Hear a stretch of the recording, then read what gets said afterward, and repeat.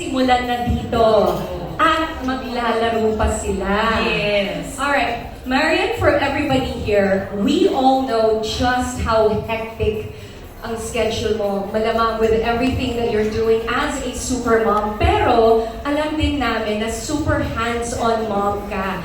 Can you share with everyone here kung ano yung ginagawa, favorite mong gawin para makapag-bond kayo as a family at para may pakita mo sa kanila yung pagmamahal mo? Marami kaming bonding ng mga kids at kahit busy schedule ko, hindi pwede talaga na hindi ako magtutuon talaga sa kanila ng pansin. Hindi ko talaga kaya. So talaga ini-schedule ko lahat yan, inaayos ko. Yan, gusto-gusto namin nagka-craft kami. Tapos, mga ganito, actually, sobrang gusto ng kids to. Kasi, sabi na lang guys huwag yun nag-record, gusto-gusto ko din naglalaro sa mga ganito.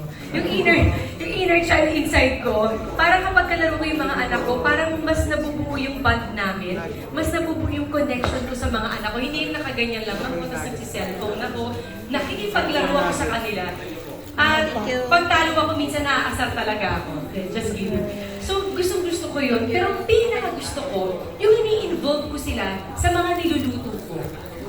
Kasi mahalaga sa akin, lalo na ngayon magpapasok ka na naman, mahalaga sa akin na yung binabaon nila, gusto nila. At kasama sila doon sa bonding nila. So, kumbaga parang sila na yung pumipili kung ano yung ibabaon nila. Kasi kapag nakita ko, kapag sinusurprise ko sila ng iluluto ko, ibabaon ko sa kanila, parang hindi sila excited. Pero pag alam na nila, yung babaon nila, parang mas excited sila. So, looking forward silang kainin yun. Oh, wow. Okay. Ngayon naman, gusto ko malaman, ano yung naging experience mo nung isa-serve mo na sa kanila na, okay, kids, ito ang magiging baon niyo for today or ito yung babaunin niyo pag nagsimula na yung school. Century Tuna Nuggets. Ano yung naging reaction Naku, nila? mag-ano muna ako, mag-rewind muna ako. Ay, gusto ko yan. Actually kasi, nung sinabi sa amin to na they want 6 to at saka sa akin na i-endorse namin to, sabi ko talaga, tuna na nuggets? O baka kakaiba ito Kasi syempre alam naman natin ang nuggets ay typical na, alam niyo yun, chicken and everything. But that's fine. Pero sabi ko, talaga ba? Tuna? Patingin ko nga, padala sa bahay. Kasi sa totoo lang sabi ko, ang hirap magpanggap na yung anak ko just for the endorsement, ilalako ko yung anak ko para lang i-endorse namin. No, sabi ko patingin. Sabi ko kay Sixto, anak, you try this one. Sabihin mo sa akin kung ano o gusto mo ba o ayaw mo or wala lang. Sige, pinirito, kinain. Mama, this is so yummy. Oh, wow! Eh narinig ng babae, can I try also? Ayun, silang dalawa. Actually, kung nakikita niyo yung mga Instagram ko, nagpo-post ako dun kapag nagre-request sila na kainin yun. Kasi sila mismo nire-request nila yan. So parang ako, wow! So, after yan, sabi ko, ano bang meron itong Century Tuna Nuggets na to? Healthy ba ito? Siyempre, yun ang main concern ko. Healthy ba ito? Ano bang laman ito? Anong ingredients ang makukuha ng anak ko dito? Safe ba to? Good for kids ba ito? Parang lahat ng tanong ko, nasagot nila. Kaya sabi ko, walang dahilan din para hindi ako mag-yes dito na, wow. At ang ganda nito kasi may parang omega-3 DHA siya nakakatulong sa development. At the same time, fish, healthy. Diba?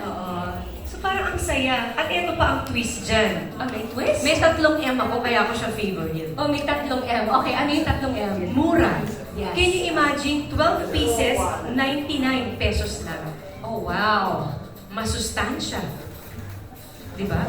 Mura na, masustansya. Oo. Ano ba yung isang M? Masarap! Bibigyan kita ng tuna mamaya. So alam mo yun, kasi bilang nanay, kapag busy ka, gagawa mo talaga ng paraan para ilagay yung mga dapat mong ibigay para sa anak mo. Ito parang ipiprito mo lang, pero alam mo, ganun-ganun lang, mura na, masustansya pa, tapos masarap pa, ano pang poproblemahin mo, di ba? Ayan, meron na kayong pang-pitch sa mga anak nyo. Pag niluluto nyo yung Century Tuna Nuggets, tandaan nyo lang ang 3M ni Marian. Pag pinipresent yun sa kanila kung bakit yun yung baon nila.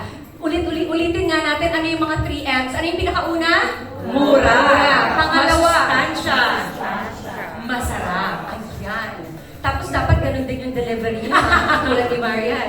Alright, you know, Marian, may tatanungin pa sana ako sa'yo na paano mo masasabing healthy talaga to. Pero doon sa 3Ms mo pa lang, nasagot mo na talaga siya. Gusto ko lang malaman, ano pa yung mga ideas mo para naman magkaroon din kami ng idea kung paano mo ipiprepare at ipipresent. Kasi ngayon, presentation sa mga bata, importante na rin. Paano mo ipipresent sa mga anak mo yung Century Tuna Nuggets? Alam mo ano talaga yan, nakakatulong talaga pag maganda yung presentation. Pero kasi sa bahay, parang hindi ko na kailangan i-present. The mere fact na gusto nila yung hinahain mo, kahit hindi mo i-design, kakainin nila. Oo. Napansin nga natin kanina, di ba, si Sexto nakapangalawa na. Pero hindi ko nga alam kung may behind the scene. Alam mo yung sa behind the scene namin, kahit siya ng kahit, anak mamaya ka na kumain. Yung inuubos talaga niya, na dapat di ba consumption speed mo, nalawag na lumit, kinakain talaga niya. Inuubos ka talaga. Parang sige, hayaan na natin Oo. siya. Tapos nag-lunch kami, request pa rin niya, ayan pa rin. Ang galing. So sabi ko, talagang oh, okay. Ano yung Favorite. gusto ng mga bata? favorite talaga. If it is already getting an approval from Sixto, it is probably going to get an approval from all of our kids. I'm pretty sure everyone is excited for that. But right now, I would like to invite other members of the Century Pacific Food Incorporated